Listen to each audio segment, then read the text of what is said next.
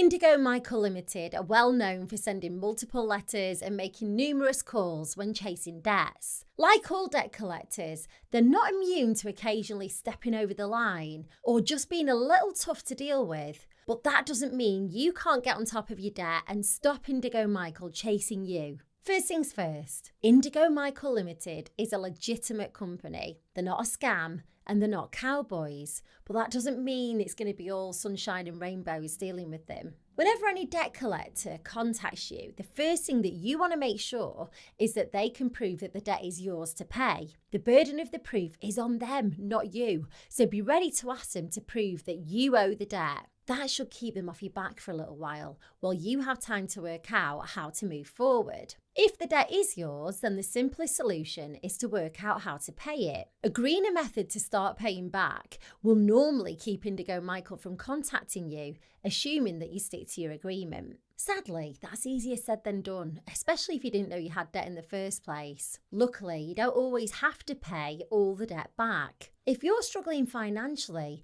then there are options out there that could help. While these solutions aren't all suitable for everyone, you might find one or two work well for you. I'll run through them quickly here. First up, debt management plans. They're an informal agreement that you make with the creditors to pay back your debts at a lower, more affordable rate. Normally, that means paying less each month, but over a longer time frame. The catch is that you can't include all your debts in a debt management plan. Credit card debt, personal loans, and an overdraft can all go in, but court fines and mortgage arrears sadly can't be part of it. Next, there's debt relief orders. They freeze your debt payments for a full year, and then if your situation hasn't changed after 12 months, the debt's written off. You make no payments towards a debt in the 12 months, and interest isn't added. Pretty good, right? Sadly, debt relief orders have strict eligibility criteria. For example, you can't own anything of significant value like a house, and you can't have more than £2,000 in savings. Another option is offering a final settlement. If you happen to have access to a large lump sum, you can offer that to Indigo Michael or the creditors you work for. It might not be the full amount you owe, but sometimes they'll be willing to write off the remaining debt because you'll be saving them the time chasing you down for payments each month.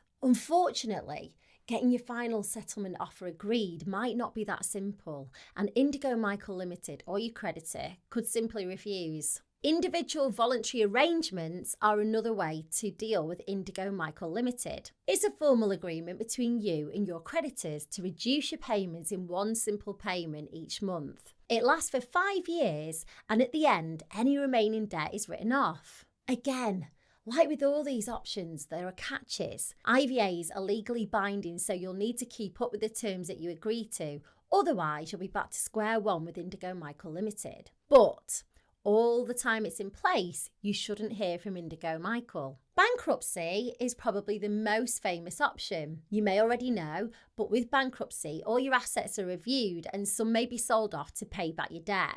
After a year, any remaining debt will be written off. Like with an IVA, during your year of bankruptcy, you shouldn't hear from Indigo Michael Limited. Of course, bankruptcies have some obvious downsides, mainly that some of your belongings may be sold to pay for your debt and your credit score will become very low. Paying back your debts, whether in full or using a method I mentioned earlier, will ensure that you keep Indigo Michael Limited at bay. Unfortunately, you can't just ignore them. They're likely to be persistent, which could make matters a lot worse. Indigo Michael Limited can take court action against you if you ignore the letters. This could lead to a county court judgment, which will have a really negative impact on your credit rating, making it tough to get credit cards, loans, and mortgages. If you don't pay your judgment, bailiffs could come to your house. Luckily, it doesn't have to get that far if you act now. One simple step you could take today is to find out if any of the debt solutions I mentioned could work for you. In the description of this video, I've linked a form on my new website. It's got a few multiple choice questions like, how much debt do you owe?